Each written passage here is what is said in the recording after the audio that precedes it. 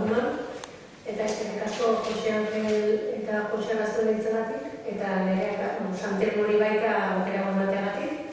Eta esaten aipatzezun dimentsio grafiko hori, bai irudi eta hitzetan garrantzitsua denez, gure aurkezpena irudien proiektzio bidez egingo dugu, hitzak ere irudi bezala ikusten izateko. Eta liburua zertan datzan azaltzeko, ibilbidea proposatzea izuegu. Lehenik, bigara gubiok eta palindromoekin eta liburu honekin izan dugun prozesua. Gero, palindromo ilustratuen tiztegitik ibilbidea, hau dira liburuaren hiru ardatzak, eta baita ere gainera kronologikoki modu horretan sortu ditugu. Palindromo, agertu da, eskuin eta eskuin ezker berdin irakurtzen den hitza, ondoren egin ditugun irudiak, eta sortu dugun hiztegi hori, eta gero liburua bere osotasuna. Abere bai dutzegu hori, sormen tresna bezala edo, ikusten dugu, eta agian ez dula palindromoen gaiak, euskeraz ez du horrelako garapen eduki, Katalunian adibidez askoz garatuagoa izan da, eta jolasaren edo esperimentazioaren ideia azpimarratzen da. Bai dutzaigu proposamen ludikoa dela, baina azkenean horretzen badagoela hizkuntza beraren inguruko hausnarketa bat. Edo batez ere, Josek aipatu duen esangaiaren gailentasun horren inguruko hausnarketa. Liburuetan aurkikuntza asko da, sorkuntza baino, gauza asko izan dira aurkitu ditugunak, hor zaudelako, eta gu bildu ditu. Eta nolabait, horrelako teoria edo zalantza sortu zaigu hizkuntza ez dutetan aberengandik eratorria. Bai hitzak, hizkiak beraiek ere, eta hizkuntza. Eta baita ere hizkuntza bi norabidetan, liburu bezala, bi norabidetan irakurri daiteken zerbait bezala.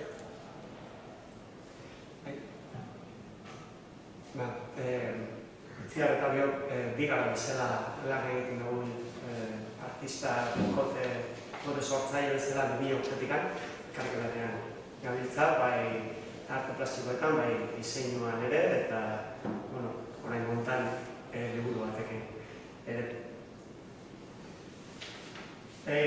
Aspaldian egin du palindromikoak bagera gure hortan, eta aspaldian gabiltzan horrelako ispilu egiten duten irudiekin eta objektuekin gauzekin intrigatuak, eta askotan esan hori dugu gure artean bikote tandem buruan lan egiten dugu, tandem sortzailea, tandem nahiko berezia batzutan, nire aurrera begira eta Itzia atzera begira eta leku guztietara begira.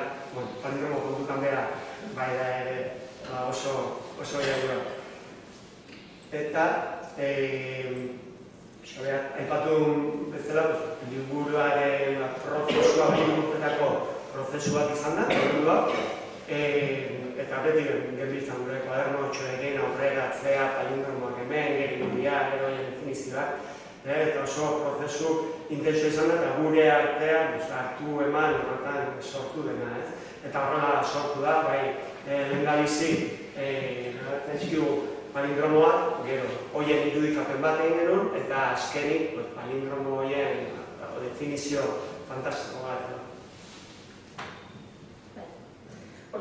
Palindromo hitza, eragian ez dugu ezaguna, baina kapikua zenbakiekin erabiltzen da. Eta euskerak berez badu palindromoak sortzeko potentzialitate bat. Arra eta eme hitza palindromoak dira, ama eta mama baita ere, orduan esaten dugu, semea gara horiek nola ez dira palindromoak izango. Eta gero badude hitz oso politak, aizia, aizia, palindromoa da, zurrumurruz, edo azpi hitza beraz. Esan gero, ikua, ikua eta guztana, katalanezko hitz horrek, ze izenek, ze hitzek dute bere baitan ikua eta guztana, animalien izenek. Eta zinen bileketa hori, animalien izenetan egiten. Ari, akaro, aker, bare guzti horiek ispiluan jarri eta konturatu ginen beste hitz bat izkutatzen zutela beraien baita. Euskal bat bifronte edo bi norabidetan irakurri zitezken hitz horien hartzea. Orduan, palindromo hauek aberetan ere aberatsagoak ziren. Eta adegarria, egia esan txundigarria iruditzegun, hasi ginen bat, bi hiru zerrenda osatzen, eta aker horreka ekilibrista den animaliarentzat. Asto, hotxa, barrantza hotzen egiten duen aberiarentzat. Nolabait, animalio hori kualifikatzen zuen, ez? Edo alegia, ibela, alegitako pertsonaia nagusia dena. Egia da, palindromo labur hauetan, ederra dela, bere alakoa dalako, bai, hotxaren simetria ulertzea eta irudia, ez irudi moduko simetriari ulertzea ere. Modu honetan, egun bat animalia palindromo bildu ditugu. Batzuk ezin izan dute bilduman sartu, baina benetan, ia bakoitzak badauka bere bila. Aberea modu honetan ere, hizkuntzaren metafora bezala, ez azkenean jogintza, azkenean bikote hauetan, ez dago lotura, esanahitik datorren lotura bat, erabat formala da, hau koinzidentzia da, hitz hauek elkarrekin egotea, kasualitatea edo nondik dator. Eta hor dago, azkenean ere beti esanahiari edo esanahi bat bilatzen dugu, ez? Eta hor da, nolabait hizkuntza edo hitzak etxekotu edo gureganatu edo aberetu nahi ditugula, ez? Bere hor hitzaren. Eta hau daukibidea, atik zetara antolatuta datoz, eta bere guztiak. Ja, ditu orduan palindromoak, eta hori itxura bat, forma bat ilustratu nahi genituen, irudikatu nahi genituen. Eta berezkoa dago, gustoka dago gauzetan, objektuetan, lekuetan, halako izaki animatuak ikustea, paridoria ditzen zaio horri. Eta odeietan, bilatzen dugun moduan, formak bilatu nahi dugun bezala. Eta dudan gu, hitzekin ari ginen lanean, eta letrekin ari ginen lanean, ez garen, agian animali horiek topatuko ditugu letra hauen barruan. Eta animali bakoitzaren izeneko hitz batetik, batean animalia zitzaigun. Horrek ikusten zuten nola azeriaren hortatik, azeria hartzen da. Edo belearen hortatik bere beltza. Gehienetan zer duen alik eta gutxienarekin egiten. Recurso minimoekin. Antzararen kasuan ere horrako antzara bere hortatik nola hartzen da. Edo barako bere hortatik. Eta horrela handa bat animali. Handa bat animali gustatu genitxu. Palindromo guzti horiek bat. Gustatu genitxu da oso animali ilustratuak. Galdera zitezkin. Eta orduan, guazen bilatzea, ea hitz hauek zergatik agertzen diren hori elkarrekin, eta baita ere, azkenean, pentsatu genuen guazen bilatzea, zergatik agertzen zaizugun bi hitz hauek elkarrekin, eta baita ere, abere hauek, egia da, mundua interpretatu nahi horretan, kultura ezberdinek, askotan animaliak erabili dituztela mitologian edo lezarretan eta bat, beraien mundua ari esplikazioak emateko, ez? Orduan hortara jo genuen, eta lehenengo hiztegian hitz horiek begiratu, eta konturatu ginen zenbait kasutan lotura nahiko askara gertzen zela. Olioaren kasuan, olioa arrautza jartzen dituen animalia da, eta olioa olio zopa horitzeko eta arrautza prejitzeko balio duen gaia. Ez, hori zen lehenengo harreman. Eta hori deiak pizten hasi zitzaizkigun eta pizteri bat zela pentsatu genuen, eta pizteria hitzen lekua den bezala, pizteria hau piztien lekua. Eta hor, bere definizio horietan, jaso ditugu ahozko tradiziotik, euskal kultura eta beste kultura askotatik torritako elezarrak, jolasak, korapinoak, atxokitzak, palindromoak, kirikino bera ere, kirikinoa badago 101 animalien artean, eta guzti hauek antolatu ditugu bestiario edo horrelako piztegi historikoen antzera, izen zientifikoa, bere irudia, eta azalpen, animalia fantastiko horien azalpen modua. Orduan, definizio hauen artean, adibidez, aurretik oilarra genuen, adjektibo moduan oilarra erabiltzean, badegu ego arrotuen alter egoa dela. Edo hemen, adarreko akerra barreka, okerra da. Palindromoa den esaldia. Edo kasu honetan, txio-txio horiak, Xiruli, xuriak, txor-txor beltxak, txantxan, horriak. Eta horrela, 101 bikote elkartu ditugu hiztegian. Metzeko okila bezala, metzeko baso.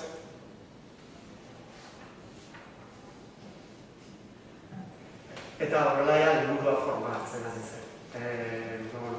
Zeindutako liburua, Karioak egindako liburua, eta liburu berezia, eta simetrian pentsatutako liburua da.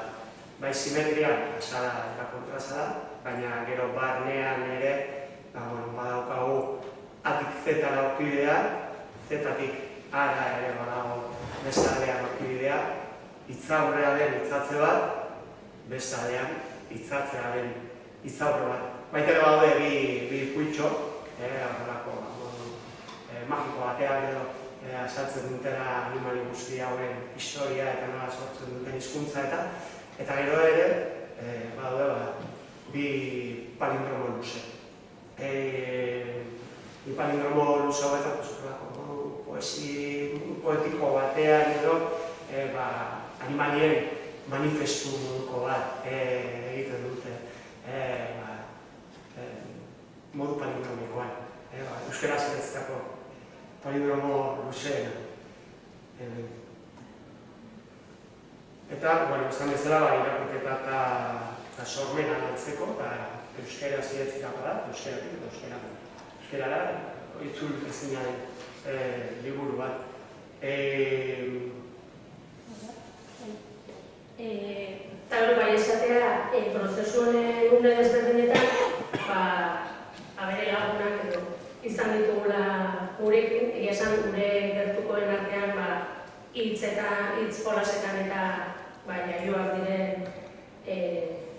pertsona batzuk badauzkagu eta elkarte eskerrak eman nahi dizkigu hemendik ere Ixia Rosasi, hasieratik abereak zainduta elikatu ditulako, gero Koixara Garziak adarrak zorroztu dizkie, Joseba Osak horraztu ditu, eta baita ere, beste lagun asko ere jolastu dut aberekin, hemen zaudatu egitako batzuk, Xabier Aramendi, Arkaitzkano edo Iñaki Barzinak, baita ere irakurketak, beraien ekarpenak egin dituztelako. Eta, abere hauek gizarteratzeko, momentu egokia topatu behar denun. Eta egutegian begiratuta, ikusen egun 2002 egun kapikua bazet horrela. Eta hau, ez da enoiko, 8 urte badira, egun kapikuari ez dugula izan. Eta urte gainera oso egun kapikua berezia. Urteko 23 garren eguna delako, eta 323 egun faltako dira urtea bukatzeko, eta hori bisiestoa delako gertatzea. Orduan, igande hau da, abereak, bizkat edatuko dire mundura, ez edatuko egun batzuk lehenago ere aukera izango dugu ezagutzeko, baina hola markatu dugu egutegian egun hori. Eta honekin batera, Santelmo Museoan, 11 abere kapikua izkutatuko dira erakusketa iraunkorrean zehar, beraien palindromoekin. Euskara Ibiltaria erakusketaren arira, gure abereak ere ibiltari jarri dira, eta 3 astez, otsailaren 29 arte, museoan bisitatzeko aukera izango da. Eta baita ere, tailer bat, hitzaldi tailer bat, emango dugu hemen baita ere, museoan otsailaren 12an. Egia esan asko, okerago ere, martxoan erakusketa bat izango da, eta beste aurkezpen musikatu bat, hori aurrerago iragarriko dugu. Eta hori izatea asko gozatu dugula. Aberekin egondak nik kostatu zait. Erabakitzea ja forma finko bat duki behar zutela. Asko gozatu dugu prozesu osoan zer, eta espero dugu orain zuek ere liburuarekin gozatzen.